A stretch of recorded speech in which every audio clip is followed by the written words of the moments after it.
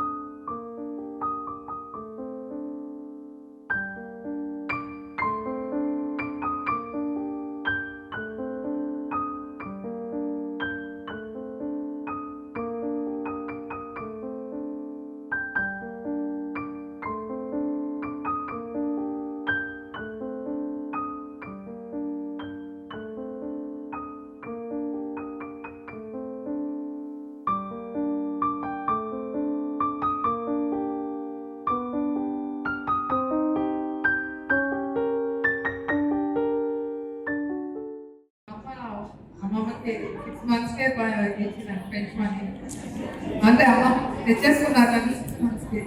అప్పటి నుంచి తన దగ్గరే పెంచింది. దానికి తోడు పిల్లలిద్దరూ పెంచారు. అందుకే నాకు అమ్మమ్మ అని అనడం రాదు, అమ్మనే అంటారు. ఇది ఎలా పెంచిందంటే నాకు ఏ పని కూడా నాకు చెప్పకుండా కావాలంగా పని మనుషులతో నాకు ఏం కావాలో వండి పెట్టిన స్కూల్ పక్కనే అయితే కూడా అది లంచ్ ప్రిపేర్ చేసి తనే తీసుకొచ్చి పెట్టేది. దూరం స్కూల్ అయితే కూడా వద్దు ఇక్కడ పక్కనే ఉన్న నా స్కూల్లో వేసి నాతో పాటు నా తమ్ముళ్ళు ఇద్దరు బాగా పెరిగాము. ఎవరైనా బాగా చదువుకోకపోతే పెళ్లి చేస్తారు, లేదా మాట వినకపోతే పెళ్లి చేస్తారు. కానీ మా అమ్మమ్మ నన్ను లావు చేసి మా అమ్మ తీసుకెళ్ళిపోయింది అన్నమాట. అంటే అంత గారంగా పెంచింది.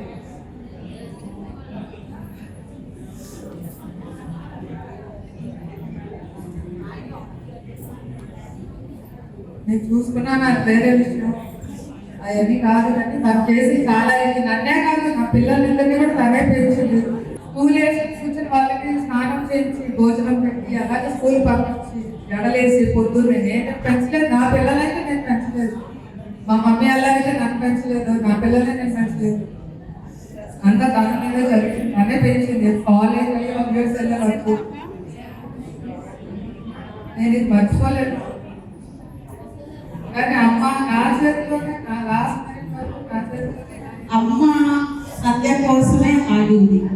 అడుగుతూనే ఉంది సంధ్య వచ్చిందా, సంధ్య వచ్చిందా. కానీ వచ్చింది, సంధ్యతో మాట్లాడి లాస్ట్ సంధ్య చేతుల్లోకి తీసుకుంది. అంటే అంత ఇష్టం సంధ్య అంటే అమ్మకి. సో ఆమె ఎప్పుడున్నా హ్యాపీగా ఉంటారు. మీ అందరూ వచ్చినందుకు కూడా చాలా హ్యాపీగా ఉంటారు. థ్యాంక్ యూ వాళ్ళు. అండ్ నువ్వు హలో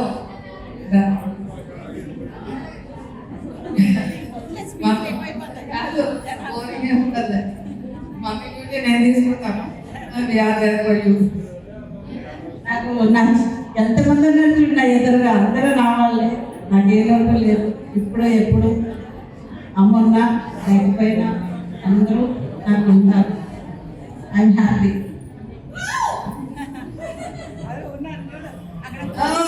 అక్కడ కోటి అరుస్తుంది చూడు సురేఖ. ప్రతి ఒక్కళ్ళు సురేఖ, సమా, అనిత, గీత, మీనా, సోనియా, ప్రవీణ, అసలు ఒక్కొక్కరిని మర్చిపోయిన ఏమో అనుకోవద్దు. అందరూ నా సిస్టర్సే. నేను నవ్వుతాను ఎప్పుడు. నేను అందరికీ యూనివర్సల్ అక్క అని చెప్పి నవ్వుకుంటాను. సో అందరూ హరిత వాళ్ళందరూ కూడా చెన్నైలో ఉన్నప్పుడు అమ్మకి చాలా ఇష్టం. టీవీలో చూసినప్పుడల్లా హరితని అదిగో మా హరిత, అదిగో మా హరిత అంటుంటుంది. దాన్ని అందరితో ఫాలో అయ్యి బాగా చేస్తుంది. అందరికీ ఫాలో చేస్తుంది, అందరితో మాట్లాడుకుంటుంది, అందరూ పేరు పేరుగా పలకరిస్తుంది. సో దానివల్లే ఈరోజు ఎంతమంది ఆవిడ కోసం ఇక్కడికి వచ్చారు. And Surendra, thank you so much. Surendra and family, friends చాలా మంది ఉన్నారు. పేరు పేరున నేను ఇక్కడ చెప్పలేకపోతున్నా. వెంకటరావు థ్యాంక్స్ వచ్చినందుకు. ప్రతి ఒక్కళ్ళు ఫోన్ చేస్తే ఫస్ట్ నువ్వు ఎలా ఉన్నావు అని నన్ను అడగరు, అమ్మ ఎలా ఉంది అని అమ్మని అడుగుతారు అందరూ కూడా. అంటే అమ్మ అంటే అందరికీ అంత ఇష్టం అనమాట. ఆ ఇష్టం ఈరోజు కనిపిస్తుంది మీరు అందరు రావడం వల్ల. Thank you. కానీ అందరూ లంచ్ చేసి మాత్రం వెళ్ళండి ప్లీజ్. నమస్కారం అండి. మా పెద్ద మా అమ్మగారు చనిపోయాక మా పెద్దకి అమ్మ తర్వాత అమ్మని అంటారు అక్క అంటూ ఉండేదాన్ని. ఎప్పుడైనా నేను వెళ్ళినప్పుడు నాకు బాధగా ఉందమ్మా, కష్టంగా ఉందని చెప్తుంటే నేను అనేదాన్ని. ఎప్పుడు అలా అనుకోదక్క. మనకు దేవుడు ఇచ్చిన బతికిది. ఆయన ఎన్ని రోజులు మనకి జీవులు ఇచ్చాడు, అన్ని రోజులు బతకాలి. మనం ఏదైనా చేసుకుని చచ్చిపోదాం అది ఇది అని అనుకున్నా కూడా మళ్ళీ తిరిగి వచ్చి ఇంట్లో వాళ్ళు ఇబ్బంది పెట్టడం తప్పితే ఏముండదక్క అని చెప్తూ ఉండేదాన్ని. నిజమేనే బాబు, నువ్వు చెప్పింది నిజమేనమ్మా. నాకు ఏదో ఒకలాగా అనిపిస్తుంది ఒక్కొక్కసారి అని పాపం బాధపడేది. కానీ నిజంగా అండి మా అమ్మలాంటి అక్కని కోల్పోయినందుకు నాకు ఈరోజు చాలా హెల్త్గా అనిపిస్తుంది జీవితం. అందరూ వెళ్ళిపోవాల్సిన వాళ్ళనే, ఇవాళ ఆవిడ రేపు నేను అలాగా. కానీ ఆ దేవుడు కొంచెంసేపు కొన్ని రోజులు బతికించుంటే మా అక్కని చాలా బాగుంటుంది అనిపిస్తూ ఉంటుంది. మాదాపూర్ అనగానే మా పెద్దకి ఇల్లు అంటాం తప్ప మా రచిత ఇల్లు అని అప్పటికీ రాదు మా ఇంట్లో. మొత్తం మా పెద్ద ఫ్యామిలీ కదండి. మేము 13 మంది పిల్లలు. మా అమ్మగారికి మా అక్క ఫస్ట్ అక్క, నేను 12వ దాన్ని. నా తమ్ముడు కూడా 13వ వాడు. కానీ ఎప్పుడు కూడా పెద్దకింటికి అంటూ ఉంటాము. ఈ వారంలో అక్క చనిపోయి అంటే 11వ రోజు కదా, ఈ వారంలో ఒక 10 సార్లు అయినా అక్క ఫోన్ నెంబర్ మీద నా చెయ్యి వెళ్ళిపోతూనే ఉంది. పెద్దక్క తిన్నదో లేదో అడుగుతాము, ఏం వండుకున్నారో అడుగుతాము అని ఆ చెయ్యి అంటూ మళ్ళీ అయ్యో అనుకుని బాధపడి ఆగిపోవడం అయ్యింది. నిజంగా అండి నా సీరియల్స్ చూసి మా అక్క ఎంత సంతోషపడేదంటే, నీ మేకప్ బాగుంది, నువ్వు కట్టి చీర బాగుంది, ఇప్పుడు బాగా చేసుకుంటున్నావు మేకప్ అది నువ్వు అది అని అన్ని లోటుపాట్లన్నీ చెప్తూ ఉంటే మా అమ్మాయి నాకు చెప్తుందని నేను ఫీల్ అయ్యేదాన్ని. అంటే పెద్దతో మాట్లాడినంత రోజుగా నేను రజితతో కూడా మాట్లాడినాను. రజితకి ఎప్పుడో కానీ ఫోనే చేయను, ఎందుకంటే నాకు ఒకటే మీరు అందరూ ఉన్నారు ఫ్రెండ్స్, రజితకి చాలా మంది క్లోజ్ ఫ్రెండ్స్, వాళ్ళందరూ చూసుకుంటారులే రజితని ఒక ధైర్యం నాకు. పెద్దకి పాప ఎవరున్నారు, ఇంట్లో ఉంటుంది, ఒకరికి తను పలకరించాలి రోజు ఎలా అయినా సరే అని నేను మా అమ్మగారిని కూడా అలాగే రోజు వెళ్ళి చూసుకుని వస్తూ ఉండేదాన్ని. అలాగే అక్కను కూడా పలకరించాలని పలకరిస్తూ ఉండేదాన్ని. నాకు కొంచెం ఏమో మీరు అందరూ ఏమనుకున్నా పర్వాలేదు, కానీ నాకు పెద్దవాళ్ళు అంటే కొంచెం ఎక్కువ గౌరవం అనమాట అండి. వాళ్ళకి ఏదైనా కొంచెం బాధ వచ్చినా కూడా ఏదో నాకు వచ్చినట్టు నేను బాధపడిపోయి అయ్యయ్యో అనుకుంటాను.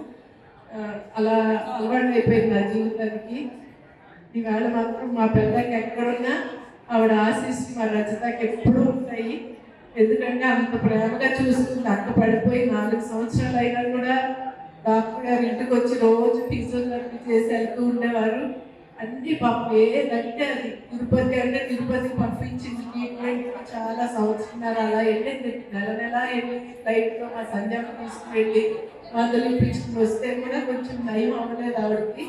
అంటే ఒళ్ళు నీరు అంటారు కదా, అలా పాపం చాలా మందులు వాడిందండి. నాకు ఏంటంటే అంతసేపు నేను లేచి మళ్ళీ మామూలుగా అయిపోతాను కదా అన్న ఆశ ఉండేది.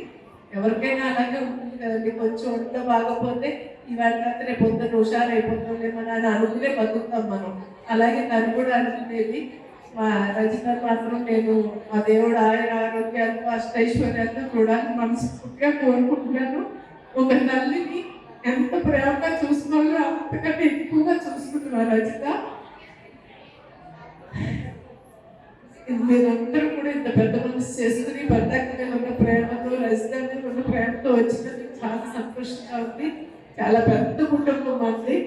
సినిమా కుటుంబం అంటేనే పెద్దది, అలాగే ఫ్యామిలీ కుటుంబం అంటే ఇంకా పెద్దది. కాబట్టి మీరు అందరూ కూడా వచ్చారు. మా పెద్దకి ఎక్కడున్నా కూడా మిమ్మల్ని అందరినీ చూసి సంతోషపడుతుందని నేను మనస్ఫూర్తిగా కోరుకుంటున్నాను. అందరికీ చాలా చాలా థ్యాంక్స్ అండి. మా రజిత వాళ్ళు 3 అక్క చెల్లెళ్ళు. పెద్ద అక్కని మా చిన్నమ్మకి ఇచ్చి పెళ్లి చేశారు. 2 అక్క మెడ్రాస్లో ఉంటారు. వాళ్ళందరూ కూడా 3 అక్క చెల్లెళ్ళు ఎప్పుడు ఒకే మాట మీద ఉంటూ చాలా బాగుంటుంది వాళ్ళ కుటుంబం. వాళ్ళందరినీ కూడా దేవుడు చల్లగా చూడాలని నేను మీ అందరు మనస్ఫూర్తిగా నేను కూడా మీ అందరి తరఫున నేను కోరుకుంటున్నాను. మంచి అవకాశం వచ్చింది మాకు గురించి చెప్పే అవకాశం. Thank you Rajitha.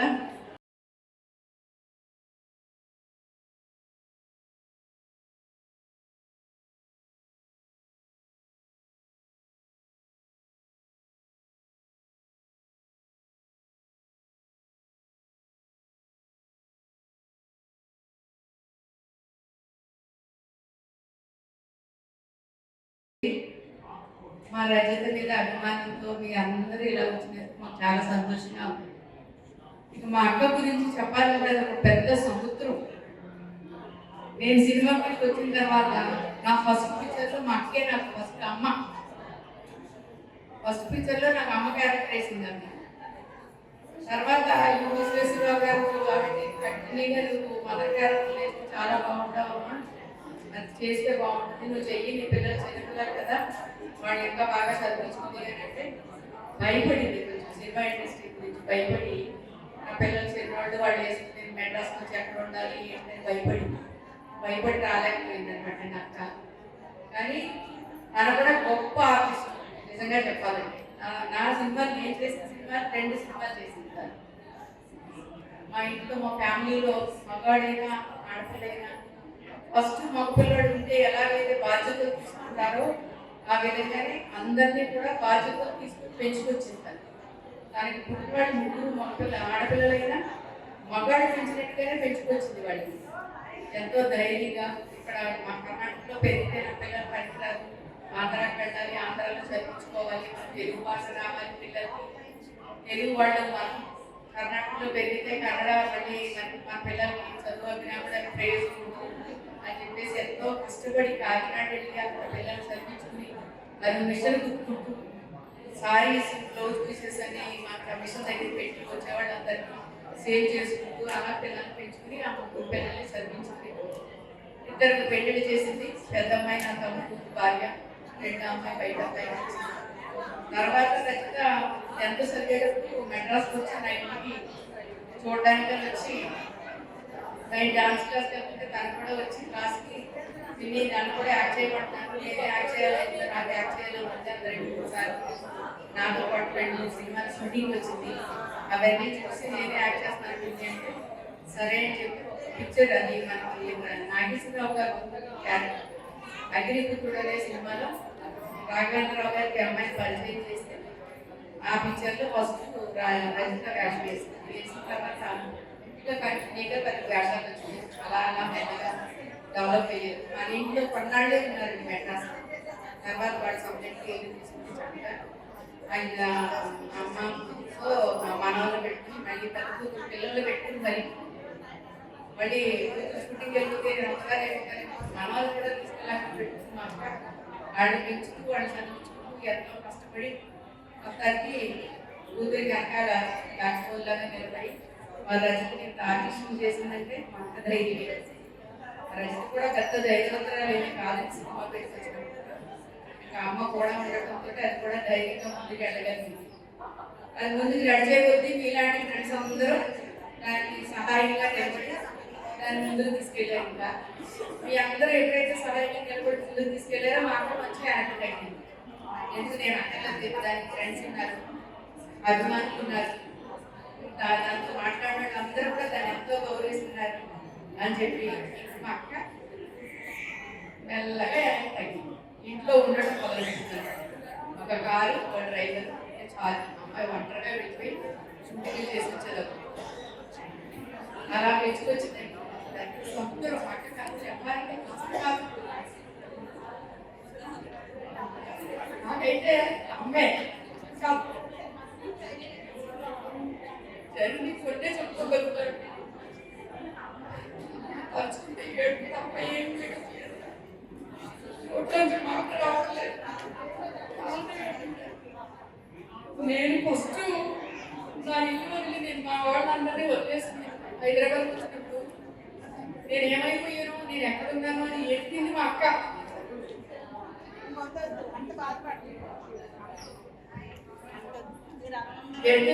నన్ను అక్కడున్నాను బాగున్నాను తెలవగానే సంతోషపడింది మా అక్క. దాన్ని తీసుకెళ్ళి మళ్ళీ మా అమ్మ నాన్నకి చూపించింది మా అక్క. నేను వాళ్ళ ఇంటికి వెళ్తే నన్ను నడిపించింది కానీ వాళ్ళ పిల్లలు కూడా ఇలా చూడలేదు. నేను చూడలేదు, నన్ను మాత్రం ఆటోలో వెళ్ళాను, అందులోంచి ఇలాగ ఎక్కువ పడి ఇంట్లో